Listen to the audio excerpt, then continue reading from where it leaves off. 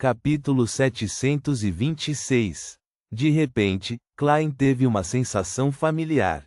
Parecia que cada árvore, cada folha, cada pedra, cada folha de grama o queria morto. Ao ver o lixo composto por fragmentos e papel investindo contra ele em uma teia estranha, seu corpo de repente desabou em uma estatueta de papel. Soou! Soou! Soou! Os galhos parecidos com flechas empalaram as estatuetas de papel e pousaram ao longe. Quanto à rede estranha, ela imediatamente envolveu tudo em uma bola enquanto se contorcia suavemente. O corpo de Klein apareceu ao lado, a cerca de 8 metros de distância. Ele sabia que o ataque que o preocupava finalmente havia chegado. Ele não fez nenhuma observação nem demonstrou qualquer hesitação. Erguendo a palma da mão direita, ele enfiou a mão no bolso e tirou a gaita. A situação que ele encontrou o fez perceber que o atacante era provavelmente um semideus da escola de pensamento rosa. Era um inimigo contra o qual ele atualmente não conseguia se defender. Aquele que estava perseguindo Sharon naquela época deu-lhe uma sensação semelhante. Nesse momento, as figuras de papel em seu bolso voaram de repente enquanto colavam em seu rosto, uma após a outra, camada após camada. Ao mesmo tempo, as mangas de Klein se apertaram automaticamente enquanto amarravam ambos os braços, impedindo que as palmas das mãos descessem. Sua camisa taraba e jaqueta marrom apertavam como um urso lhe dando um abraço. Em segundos, ele foi preso por suas roupas, calças e sapatos. Seu rosto estava coberto de estatuetas de papel, já que suas costelas estavam à beira de fraturar. Ele achou anormalmente difícil respirar. Klein estava mentalmente preparado e equipado com uma rica experiência de combate, então não entrou em pânico. O polegar direito e o dedo médio, que não foram afetados, se tocaram enquanto ele estalava os dedos. Naquele amontoado, chamas escarlates subiram imediatamente, queimando as calças bem amarradas antes de se espalharem para cima e para baixo. Aproveitando a oportunidade, Klein dobrou os joelhos e saltou com grande dificuldade, como uma bala de canhão que caiu fracamente no chão momentos após ser lançada, enquanto ele se lançava para a direita. No ar, ele estalou os dedos novamente. Desta vez, a manga perto da articulação do braço direito foi acesa. Quanto ao local onde ele estava originalmente, as ervas daninhas verdes de repente murcharam quando o chão enegrecido de repente ficou branco como se tivesse sido desgastado pelos elementos. Este ataque foi silencioso e mortal, sem qualquer aviso prévio. Klein sabia que seu inimigo era poderoso e que permanecer no mesmo lugar provavelmente resultaria em um ataque ao qual não poderia resistir, portanto, primeiro removeu a influência nas pernas. Se ele não tivesse feito isso, já teria ficado gravemente ferido e perdido a capacidade de combate. Ele poderia até ter morrido. Com um som estridente, 2 pontos ao redor das mangas de Klein se acenderam. Sua palma direita finalmente teve liberdade para se mover quando ele enfiou a mão no bolso e pegou a gaita do aventureiro. Plop! Ele caiu no chão, rolando quando imediatamente parou com a mão direita para pular. A palma da mão esquerda, que usava uma luva de pele humana, estalou os dedos. Desta vez, seu alvo eram as estatuetas de papel coladas em seu rosto para impedi-lo de respirar. Pá! As estatuetas de papel queimaram enquanto as línguas de fogo escarlate queimavam o cabelo de Klein. Naquele momento, uma cena surgiu de repente em sua mente. Uma flecha de gelo havia se formado e voava direto para sua cabeça como uma fina flecha verde sombria. Devido à sua velocidade, era translúcida, tornando normalmente impossível descobri-la. Mas mesmo que a premonição de perigo de Klein tenha sido acionada, já era um pouco tarde demais. Isso porque suas roupas ainda afetavam sua mobilidade. Era tarde demais para ele evitar o ataque. Um pensamento passou por sua mente quando ele mal dobrou as costas, a parte superior do tronco estava dobrada para trás e ele se moveu significativamente para a direita. Swoosh! A flecha fina e fria de gelo atingiu seu peito esquerdo, rasgando instantaneamente a jaqueta marrom e a camisa branca de gola redonda que estavam ali, enquanto se espalhava pelo ar. No entanto, esta flecha de gelo letal não continuou avançando. Isso porque atingiu um livro com capa marrom escura.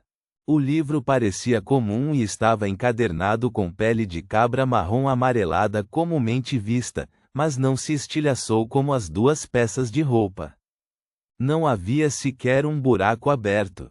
As viagens de Groselha. Este era um item que até mesmo a tempestade de relâmpagos do cetro do deus do mar, imbuída de alguns poderes do espaço misterioso, não conseguiu danificar. Ontem à noite, o telegrama "Eu te vejo" deu tanto susto a Klein que ele sem dúvida reforçou suas contramedidas de proteção. Ele preparou todos os métodos que pôde imaginar. Além de esconder o livro em seu ponto vital, seu outro bolso tinha a cigarreira de ferro que armazenava a corrupção do verdadeiro Criador. Uma vez que as coisas piorassem, ele dissiparia a parede da espiritualidade, jogaria fora o item e veria se isso chamaria a atenção do verdadeiro Criador. Ele esperava que ele enviasse seus poderosos subordinados para tornar a situação mais caótica. Ele sabia que mesmo deuses malignos como o verdadeiro Criador odiavam a árvore mãe do desejo.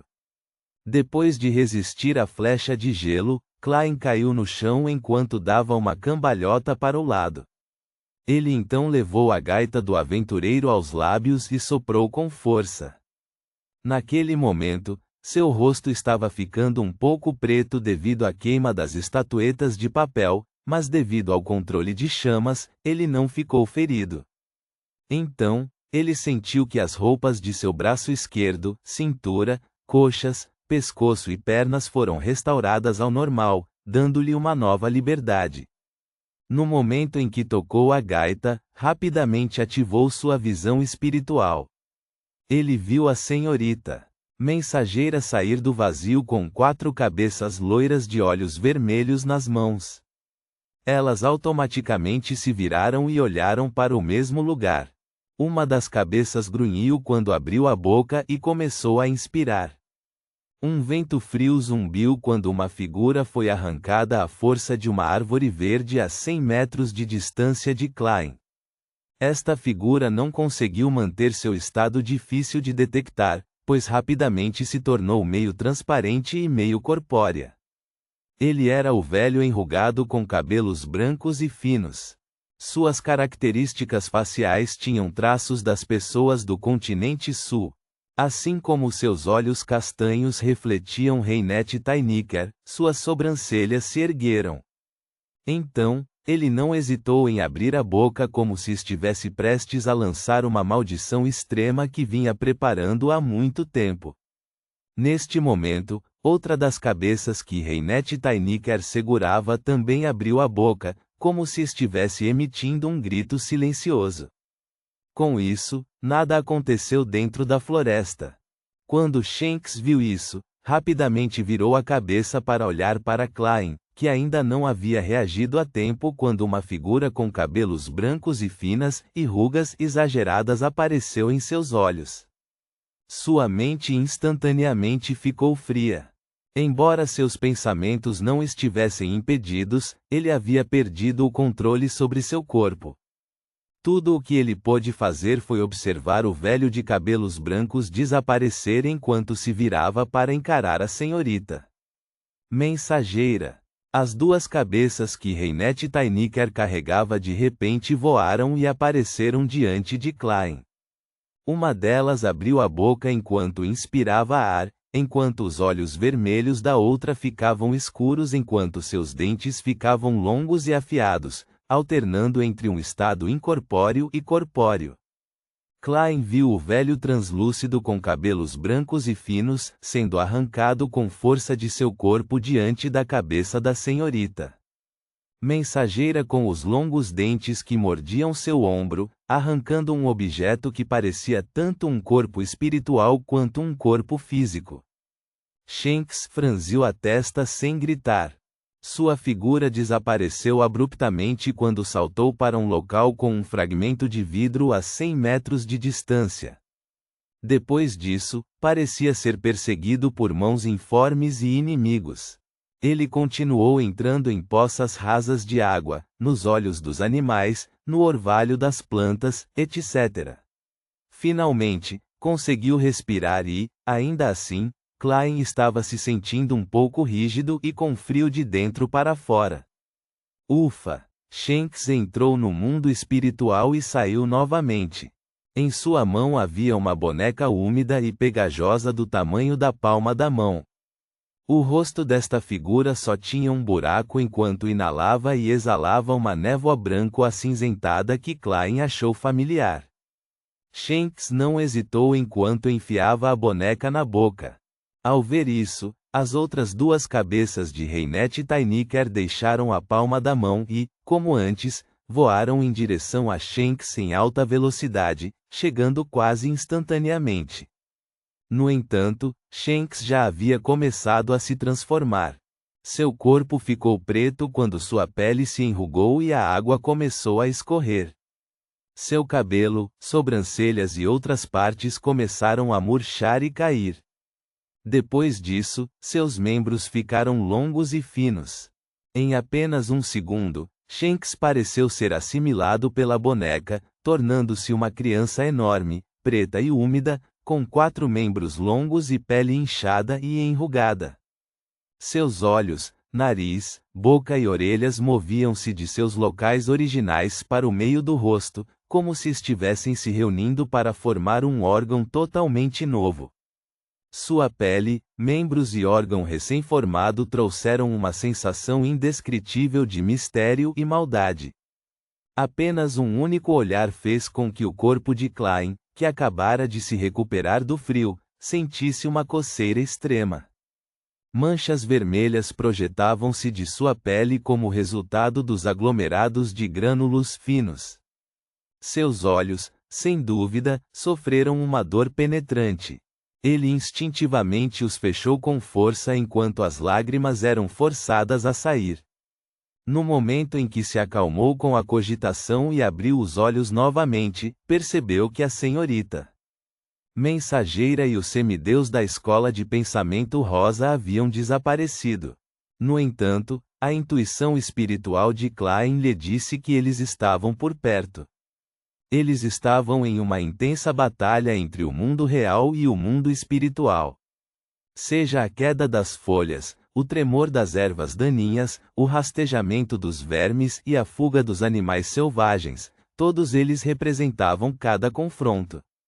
Enquanto sua mente zumbia, Klein pegou sentença de morte e bateu 2 vezes com o polegar esquerdo no primeiro segmento do dedo indicador. Incontáveis fios finos e ilusórios apareceram em seus olhos, fazendo ver objetos que normalmente não poderiam ser vistos com sua visão normal ou visão espiritual. 2 bolhas voavam ao redor dele, e os densos feixes negros de fios que se entrelaçavam eram Reinet Tyniker e o semideus da escola de pensamento rosa. Além disso, Klein também descobriu que uma bolha de fios pretos ilusórios se aproximava rapidamente dele.